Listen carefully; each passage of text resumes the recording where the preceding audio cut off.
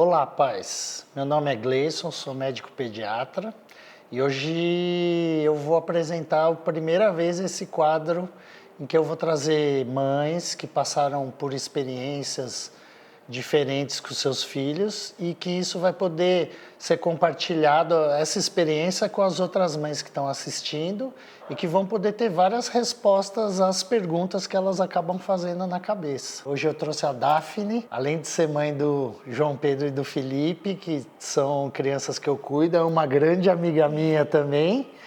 E ela vai contar a experiência que ela teve com um dos meninos que apresentou uma doença que eu também passei por isso como pai, porque minha filha caçula também teve. E aí, Daphne, a gente podia começar contando que idade que tinha o Felipe, quando que você começou a perceber que tinha alguma coisa de errado, como é que foi? Já não era a sua primeira experiência como mãe, ele já era o segundo filho, então você já estava mais descolada já também, deu para perceber, né? que tinha alguma coisa diferente, Exatamente. né? Bom, meu nome é Daphne, vamos falar um pouquinho do Felipe, que é o meu segundo filho, o caçula, e que teve alergia à proteína do leite de vaca. Aos 3 meses foi quando eu achei que tudo se intensificou quando saiu o leite materno da jogada.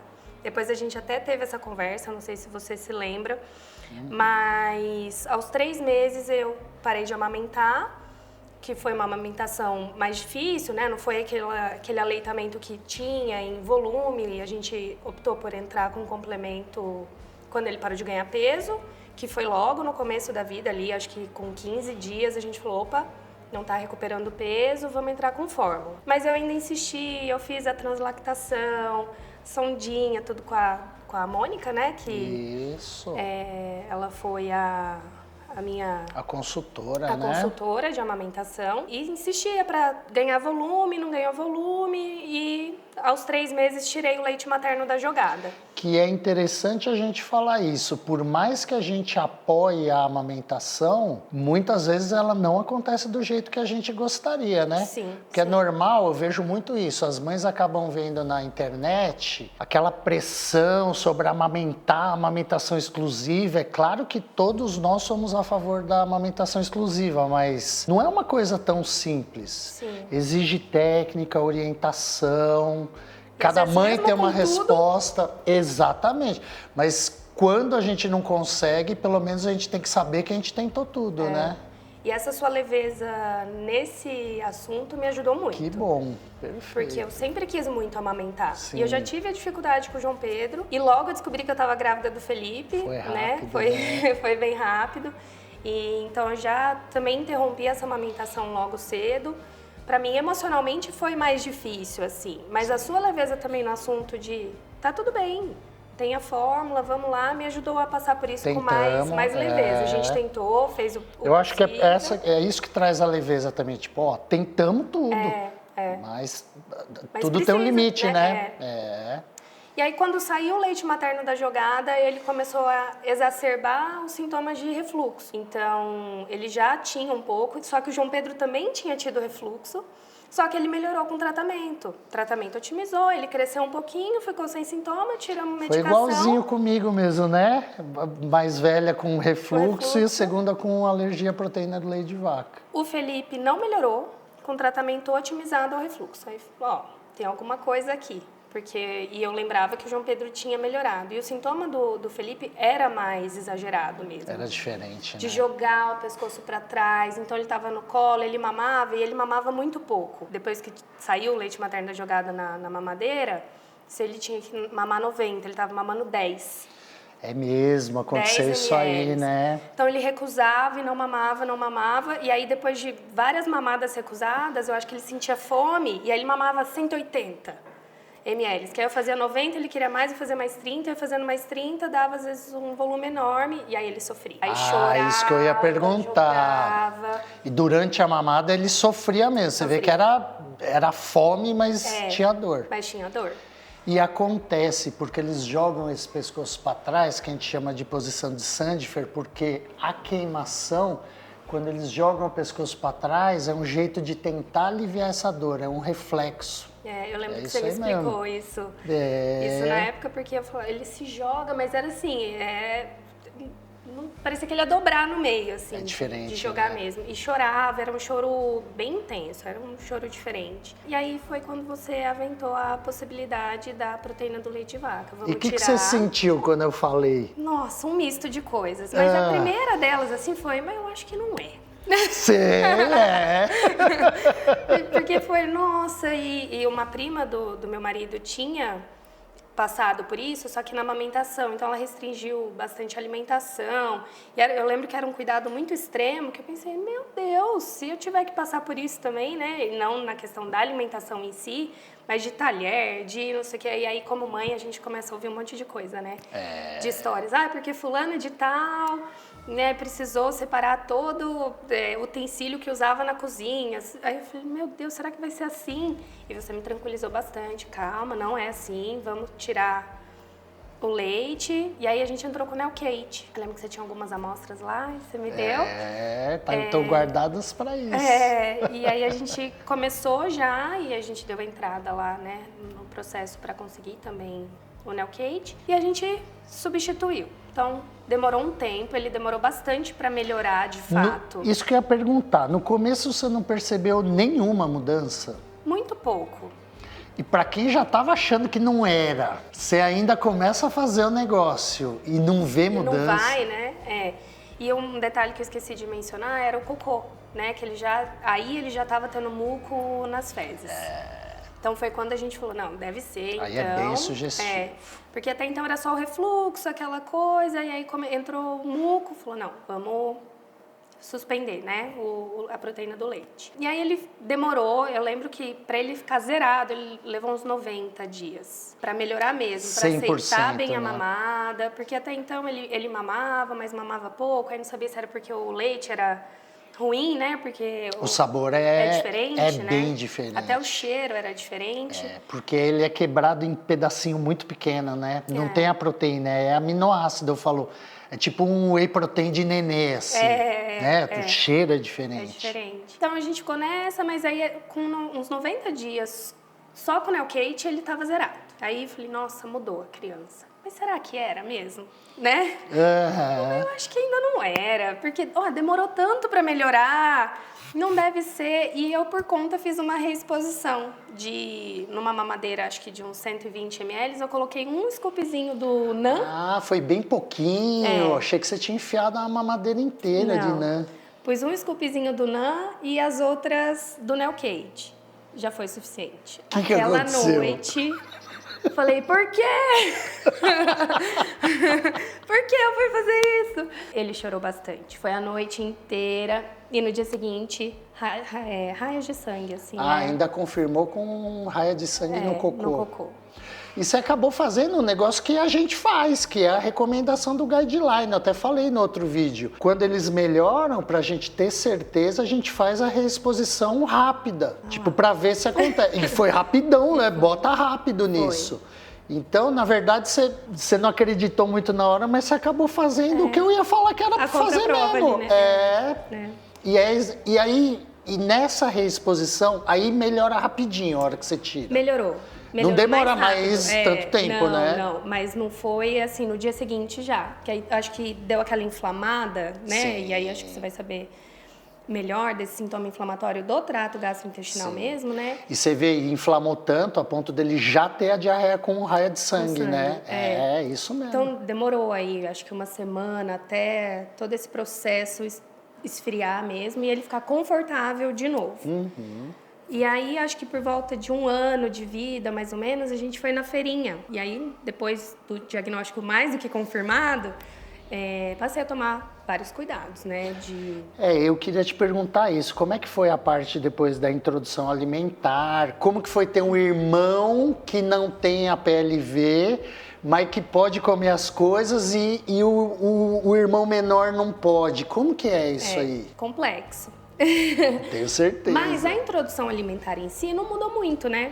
Porque é com fruta, é com alimentação salgada. Então, alguns detalhes, eu acho que a soja, que acho que mimetiza, né, a proteína. É assim, não são todas as pessoas que fazem isso. Eu, particularmente, como eu quero ver a melhora mais rápida da criança, Eu oriento, eu fiz isso com a minha filha e orientei você como oriento as mães. Eu gosto de tirar a proteína da soja junto também. Até porque é uma coisa que dá pra gente fazer. Tem que ler o rótulo, né? para quem tá lendo um rótulo para ver algumas palavras que não pode, dá para ver outras também. Mas porque alguns levantamentos mostram que até 40% das crianças que têm a PLV podem ter reação cruzada com a proteína da soja. E você vê, é um negócio que antigamente é muito doido, né? Você pensar da época que eu me formei, faz mais de 20 anos, mas assim, naquela época um dos tratamentos para PLV era leite de soja. E hoje a gente não dá mais, né? Inclusive, no meu caso, eu gosto de tirar a proteína da soja da dieta. E aí, fora esses cuidados, como é que foi? Foi tranquilo. O João Pedro ainda era muito pequeno, então também não Que é o mais velho. Ele também não estava tendo acesso também a... Tipo, doce, guloseima. O requeijão, o queijo, isso era um pouco mais difícil na casa de uma mineira. Que pão de queijo. Ele me proibiu o queijo. Exato. Então eu sonhava com o dia que o Felipe ia poder comer um pão de queijo. Mas foi mais tranquilo do que imaginar hoje, acho que como seria, né? Passando por ali, foi tudo sob controle. O João Pedro não exigia muito. Você teve essa impressão, assim, que, tipo, antes da gente enfrentar o dragão, ele parece bem maior, né?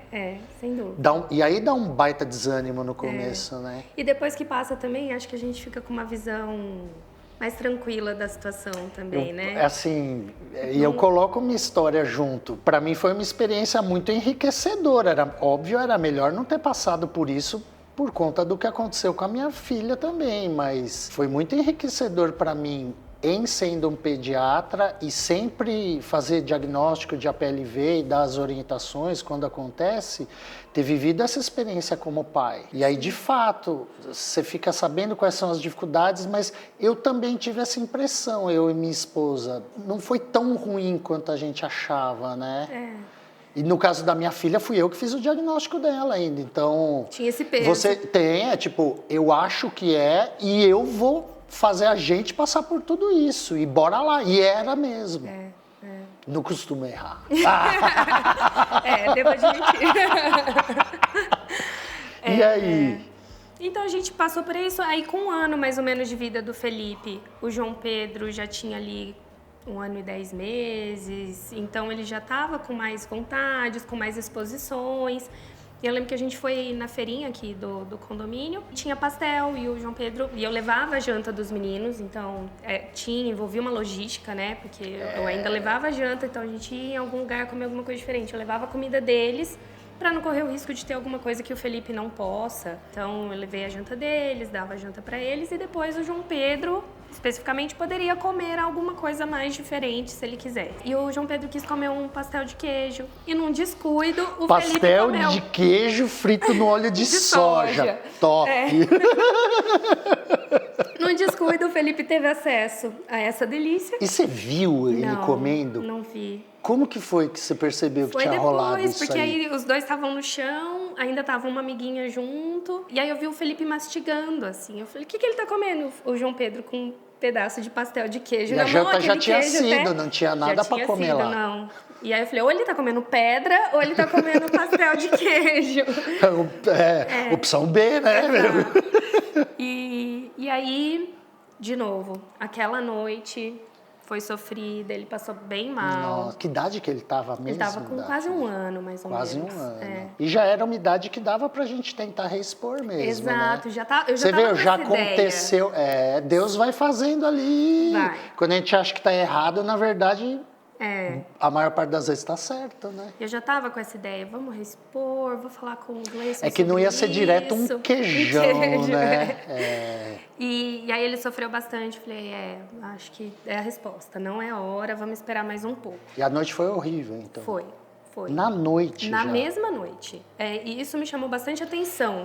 Porque, no quadro, porque segundo as descrições e que a gente vê, costuma demorar um pouco, mas tudo bem, pode ser de algumas horas até 72 horas. Mas tem gente que tem resposta, de fato, poucas horas, né? O Felipe sempre foi rápido. Então, né, naquela primeira vez que eu coloquei do scoopzinho de NAN. Já foi no mesmo dia, no dia seguinte já apareceu o sangue. Dessa vez a noite foi ruim, na sequência muco.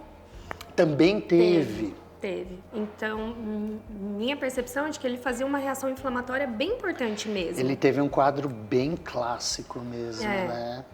E eu bem evidente. no começo. Você aprendeu tudo disso aí. E aí, depois, então, a gente segurou. E aí veio a minha ansiedade de fazer a reexposição dele, a reintrodução, de novo, antes dele entrar na escola. Porque ele ia para a escola no fim de janeiro, né? E ele é de maio, então com 1 ano e 7, 1 ano e 8, mais ou menos, ele ia para a escola.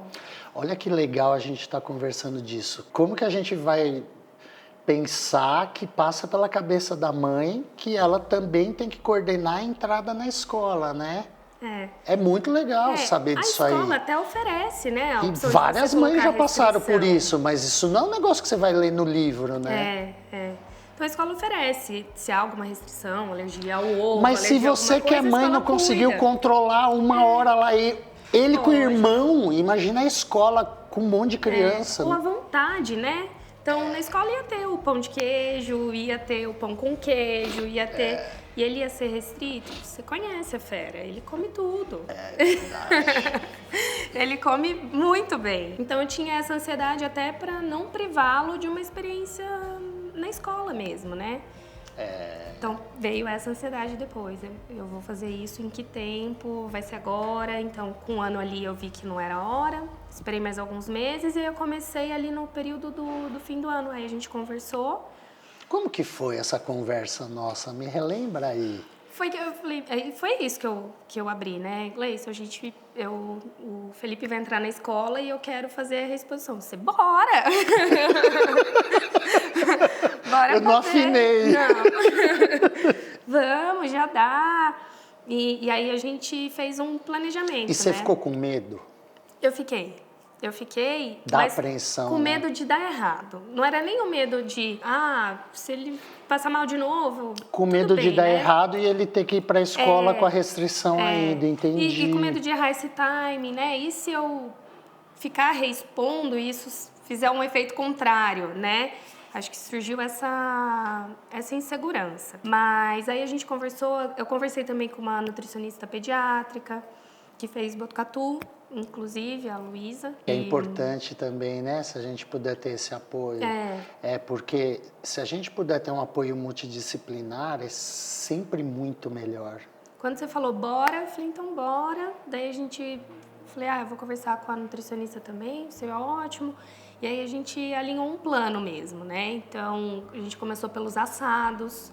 Então, foi como você falou, né? Não ia jogar o queijo ali na hora. Então, foi com um derivado de queijo, um requeijão numa receita de algo assado. Então, um pãozinho que na receita ia uma colherzinha de requeijão. E aí a gente foi evoluindo. Depois passei o requeijão. Então, derivados assados, depois os derivados, para depois, na última, colocar o NAN, ou o leite de vaca, propriamente dito, na jogada. E ele foi super bem. Hoje ele come muito pão de queijo, quase que diariamente. Filho de mineira. De mineiro, mas foi super bem. E uma dúvida que eu tenho, nessa reexposição, que foi gradual, que foi planejada, conforme você ia oferecendo as coisas, você ficava procurando ver como que ele ia ficar? Ficava. E às vezes você falava, acho que não deu, mas daí deixa eu observar, como que foi? Principalmente no cocô, porque o sintoma de refluxo ele não teve mais. Mas aí na troca você virou de fralda, fiscal de fralda. E eu confesso que eu carrego isso até hoje.